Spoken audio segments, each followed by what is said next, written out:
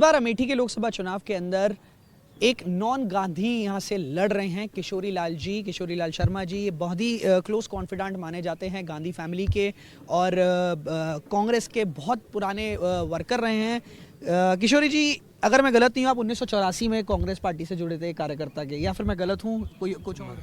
नहीं, देखो मैं स्टूडेंट लाइफ से ही मैं जुड़ा था। ठीक है, मेरे कज़न थे सतपाल प्राशर, वो एमएलए रहे पंजाब में। तो मेरे को भी 1985 में टिकट मिला था, लेकिन मेरी 3.5 महीने उम्र कम थी, 25 साल मैं पूरे नहीं कर पाया था, तो वो मैं नहीं लड़ पाया। तो फिर वो हमारे कज़न को ही वहाँ से किया तो जीते, लेकिन उसके बाद उग्रवादियों ने उनको असैसिनेट कर दिया।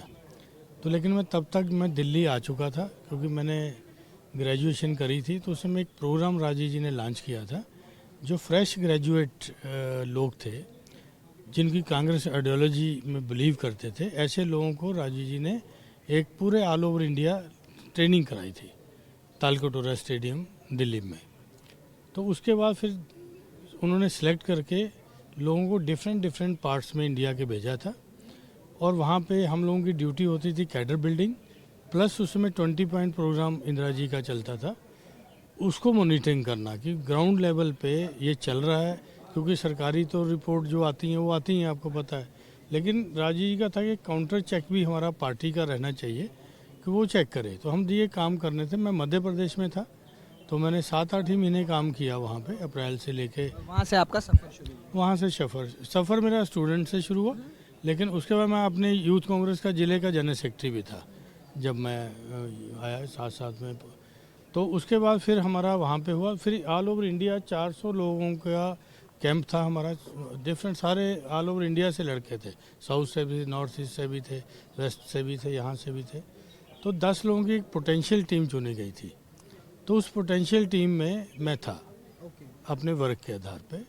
तो उस पोटेंशियल टीम में हुआ, तो फिर राजीव जी उसमें से 10 लड़के थे, उस समय यंग ही थे, 22 साल 22.5 साल मेरी उम्र थी। तो फिर उन्होंने कहा कि मेरी कॉन्स्टिट्यूंसी को देखो आप। तो हम लोग यहाँ 10 लोग आए थे 1983 में। तो ये 10 लोग आए थे, तो मैं उस समय मैं एक 1.5 ब्लॉक का इंचार्ज हुआ करता था।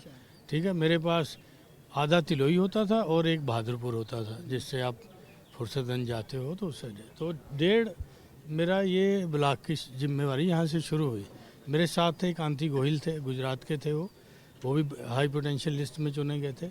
उनके पास सिंहपुर और आधा तिलोई होता था।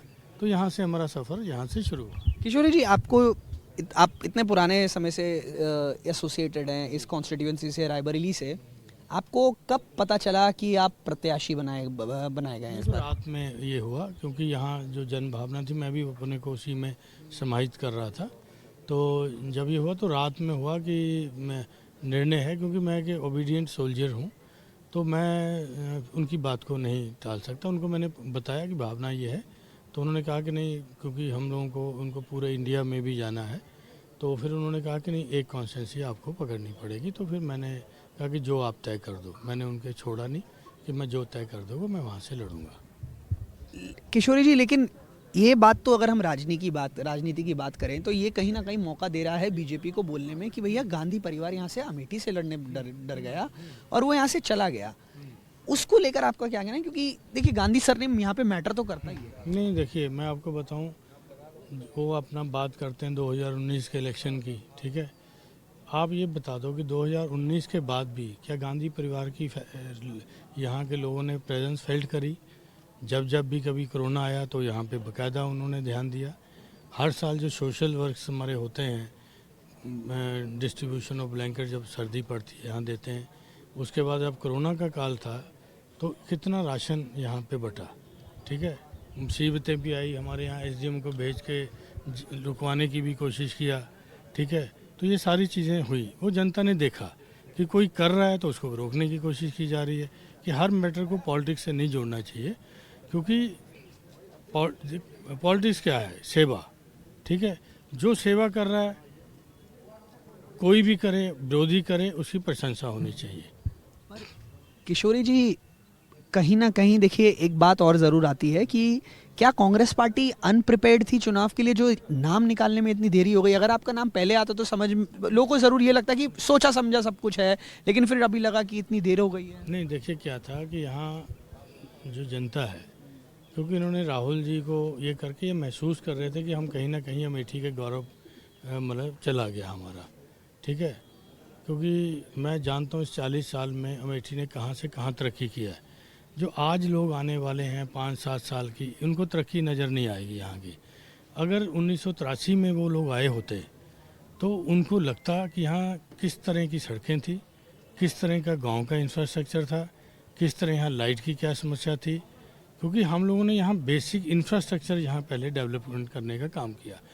अब यह है कि जब इंफ्रास्ट्रक्चर थोड़ा डेवलप हो गया तो उसके बाद होता है कि फिर आदमी की व्यक्तिगत, उसके बाद अब बेनिफिशियल स्कीम जो बनने लगी व्यक्तिगत वाली बनने लगी कि आपको ये कर दिया, वो कर दिया, ये कर दिया, तो ये होता है। तो लेकिन वो बेसिक इंफ्रास्ट्रक्चर जब डेवलप होता है उसके बाद ये चीज़ें आती हैं। तो हमने इंफ्रास्ट्रक्चर यहाँ पे डेवलप किया। वो ठीक है किशोरी जी, बट मेरा सवाल ये था कि कहीं ऐसा ये भी तो कहीं ना कहीं बोला जा रहा है हर तरफ से कि क्या कांग्रेस पार्टी प्रिपेयर्ड नहीं थी अपने नाम को लेकर, जो इतना लेट आ गया? नहीं, देखो ऐसा कोई प्रिपेयर नहीं, क्योंकि जब अलायंस में सीट जब हमको मिल गई, अखिलेश जी से हुआ तो अलायंस में सीट मिल गई, क्योंकि रायबरेली तो हम जीते ही हुए थे, वहाँ भी तो निर्णय में देर हुई, ठीक है। ऐसा तो है नहीं कि वहाँ अमेठी का नाम आपने नहीं, हाँ नहीं, मैं दोनों की पहले उसकी बात कर रहा हूँ कि यहाँ पे है, तो यहाँ का भी हमारे मन में था कि जो है कि हमारा कार्यकर्ता था कि भाई इसको लेना है, ठीक है, हम जीतना है यहाँ से।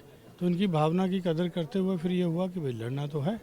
फिर ऐसे उन्होंने किया कि मेरे को सिंपल छोटे से कार्यकर्ता को मेरी मेहनत को उन्होंने नवाजा है। तो मैं अपनी हाई कमान का सबसे पहले तो धन्यवाद हूँ, खड़गे जी का, सोनिया जी का। ये मैं अपनी स्टेट में तो ज़रूर सोचता था कि मैं शायद कभी लड़ूंगा तो वहाँ लड़ूंगा, लेकिन उन्होंने अपनी कॉन्स्टिट्यूंसी से मौका दिया, तो ये मेरे लिए भी गर्व की बात है। अब आपका क्या रणनीति है? चुनाव में कुछ ही समय बाकी है, किस तरीके से आप प्रचार को आगे बढ़ा रहे हैं? नहीं, देखिए एक तो मैं आपको बता दूं कि यहाँ पे संगठन हमारा काम करता रहता है, क्योंकि हमारा जो ऑर्गेनाइजेशंस है, मतलब मैं अभी लिस्ट भी आपको दिखा सकूंगा तो दिखा पाऊंगा।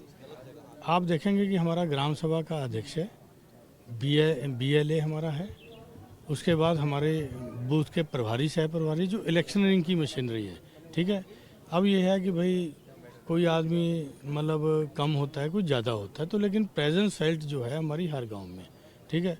अब कोई आता है, अरे वो तो कांग्रेस का हवा में संगठन है, कॉमन बातें हैं जो हर आदमी करता है, हम उनके बारे में कहेंगे, वो हमारे बारे में कहेंगे, इससे एंडलेस बहस है ये, ठीक है। तो ये है कि हमारा संगठन है वो काम कर रहा था यहाँ पे, ठीक है। तो कर रहा था तो हम लोग रेगुलर धरने होते थे, कोई इश्यूज़ को लेके कोई होता था कि ज्ञापन देना है, तो हमारा संगठन तो कर ही रहा था वहाँ पे। हमारे प्रदीप सिंह चुनाव आने तो गैर अप एक स्टेप और आगे कैसे? हाँ नेचुरली, नहीं हमारा जो होता है, देखो बूथ कमेटीज़ होती हैं या बूथ के BLAs होते हैं, अपॉइंट होते हैं, तो ये इलेक्शन का ही तो काम है। तो ये कब हुआ? 4 महीने पहले से हुआ, ठीक है। तब तो इलेक्शन नहीं था, तो 4 महीने से हम इनसे कहते भैया लिस्टें दो, पीछे पढ़ के लेते थे। कोई कमज़ोर है, डर रहा है, उसको हटा दो, चेक कर लो कहीं प्रभावित तो नहीं हो जाएगा, कोई सत्ता शासन हमारा नहीं है। एक आखिरी सवाल कि चुनाव नज़दीक हैं, जैसे आप बता रहे थे प्रचार के बारे में, अपनी तैयारियों के बारे में, बूथ लेवल पर सब लोग कार्यकर्ता हैं। अब जैसे जैसे चुनाव नज़दीक आ रहा है तो क्या हम ये भी देख सकते हैं कि आपके साथ प्रियंका जी या राहुल जी दोनों में से कोई आएगा आपके चुनाव प्रचार के लिए? निश्चित, उन्होंने बोला आज सुबह, अगर आप थे तो शायद आपने नोट किया होगा, प्रियंका जी ने बोला है कि मैं यहाँ पे आऊँगी, प्रचार करूँगी, और राहुल जी भी आएंगे, ठीक है। तो ये तो उन्होंने कहा सुबह, ठीक है। चलिए, बहुत बहुत धन्यवाद किशोरी जी हमसे बात करने के लिए, आपने अपना समय दिया। तो ये थे किशोरी लाल शर्मा, अमेठी से प्रत्याशी कांग्रेस के। इस बार चुनावी जंग स्मृति ईरानी और किशोरी लाल जी के बीच में है। कैमरा पर्सन वीरेंद्र कुमार सैनी के साथ तनिष पंजाबी, NDTV।